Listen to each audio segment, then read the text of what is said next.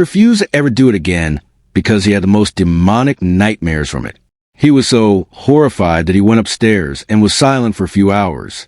She couldn't even get him to talk to her for a long time because he was so afraid.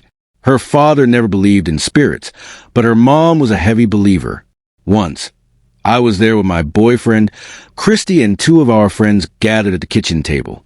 Her mom was doing dishes.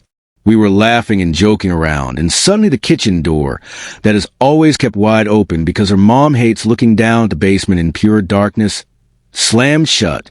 There were no windows open, no explanation. One of the girls looked over at Christy's mom, and she asked with concern, "Did that door just shut on its own?" Her mom nodded and said that they just like peace and quiet. The scariest part is that she referred to the spirits as they or them. Since that incident, she did it a lot more often. I think it was in the hopes her husband would let her have the house blessed again. I noticed their little chihuahua, Cooper, has gotten even more antsy over the years. He is always barking at the little space between the front door, kitchen door, and the basement stairs. Always. It's completely out of nowhere and unexplainable why he does it. But Cooper will only bark if the door is open. If the kitchen door is closed, he doesn't make a sound. I figure they must have been pushed into the basement by the blessing. I still wonder why Christy never really mentioned the ghosts before. I don't really know what they are, to be honest. Sometimes they're like poltergeists. Other times they are tricksters. Christy has been touched inappropriately while doing laundry in the basement before.